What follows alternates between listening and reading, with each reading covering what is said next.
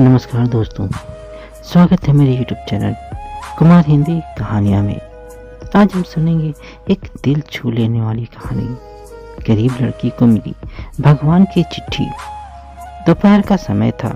दरवाजे पर खटखटाने की आवाज़ आई तो माँ और बेटी थोड़ा घबरा गए, क्योंकि उस छोटे से झोपड़ी में माँ और बेटी अकेले ही रहते थे और वो बहुत गरीब भी थे। तभी बेटी ने थोड़ी हिम्मत करके दरवाज़ा खोला तो देखा कि दरवाजे पर तो कोई भी नहीं था। लेकिन तभी उसकी नज़र नीचे गई तो देखा वहाँ एक चिट्ठी पड़ी थी। और जब उस लड़की ने उस चिट्ठी को खोलकर देखा तो उसके हाथ पांव कांपने लगे और जोर से चिल्लाते हुए कही, माँ इधर आओ और देखो इस चिट्ठी में क्या लिखा है। तो उसकी माँ ने पूछा, ऐसा क्या लिखा है इस चिट्ठी में और तुम इतना घबरा क्यों रही हो। तब उसकी बेटी ने कहा, माँ इस चिट्ठी में लिखा है कि बेटी आज मैं तुम्हारे घर आऊँगा तुमसे और तुम्हारी माँ से मिलने, और नीचे नाम की जगह लिखा था भगवान। तभी उसकी माँ ने कहा कि ये शायद हमारे ही मोहल्ले के किसी लड़के ने तुम्हें छेड़ने के लिए ऐसी गंदी शरारत की है। लेकिन बेटी को अपनी माँ की बातों पर विश्वास नहीं हो रहा था। तभी बेटी बोली कि माँ पता नहीं क्यों मुझे ये सब बातें सच लग रही है। और वह अपनी माँ को मनाकर भगवान के आने की तैयारी में लग गए, इस चाह में कि भगवान आने वाले हैं। उनका घर भले ही झोपड़ी का और वे गरीब थे, मगर उनका दिल उतना ही अमीर और बड़ा था। उनके घर में मेहमानों के बैठने के लिए बस एक पुरानी चटाई थी, जिसे उन्होंने साफ करके बिछा दी।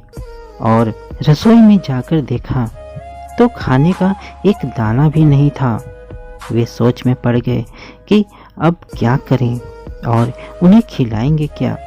ये सोचकर बेटी रोने लगी और कहने लगी कि हे भगवान, ये कैसी परीक्षा है। अब दोनों माँ बेटी बड़ी सोच में पड़ गए कि अगर भगवान सच में आ गए तो खाने में हम उन्हें कुछ भी नहीं दे पाएंगे। तभी बेटी को याद आया कि उसके गुल्लक में उसने कुछ पैसे जमा किया है, तो उसने उसी समय अपना गुल्लक तोड़ दिया। उस गुल्लक में पूरे 300 रुपये निकल जाते हैं। तो वो उन पैसों को लेकर तुरंत तेज धूप में ही एक पुराना छाता लेकर किराने की दुकान के लिए निकल जाती है। दुकान पर जाकर उसने 200 रुपये की कुछ मिठाई और दूध लेकर घर की तरफ चलने लगी।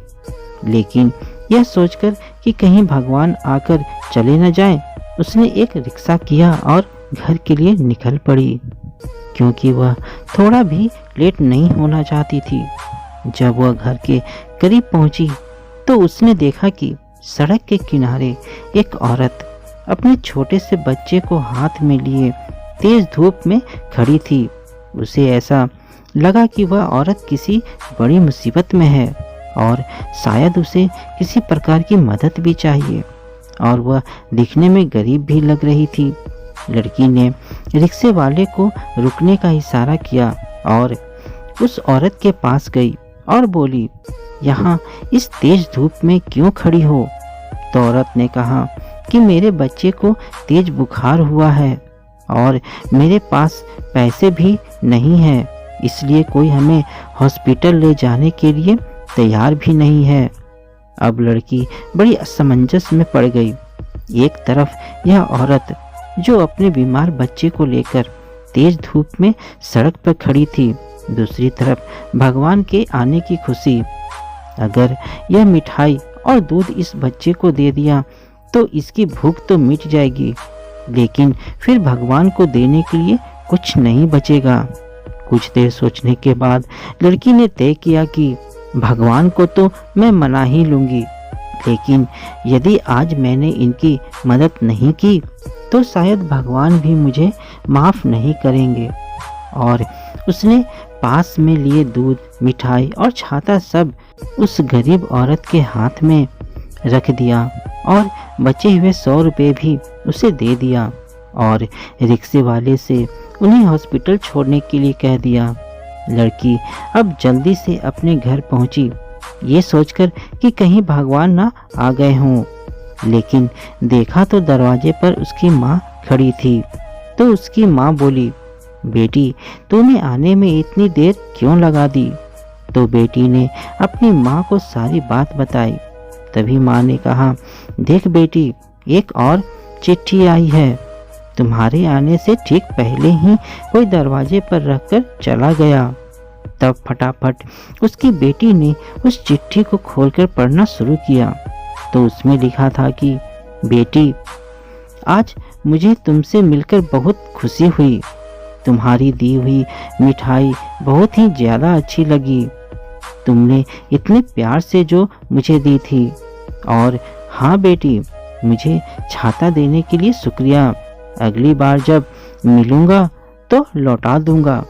तभी वह तुरंत सड़क की तरफ दौड़ी उस औरत और उसके बीमार बच्चे को देखने के लिए, लेकिन अब वहाँ कोई भी नहीं था।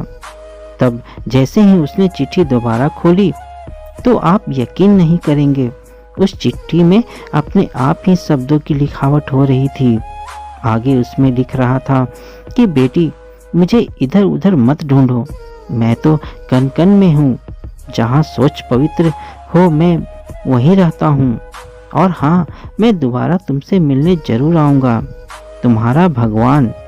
दोस्तों, जो व्यक्ति किसी गरीब की थोड़ी सी भी मदद करता है तो समझो वो भगवान की ही सेवा कर रहा होता है।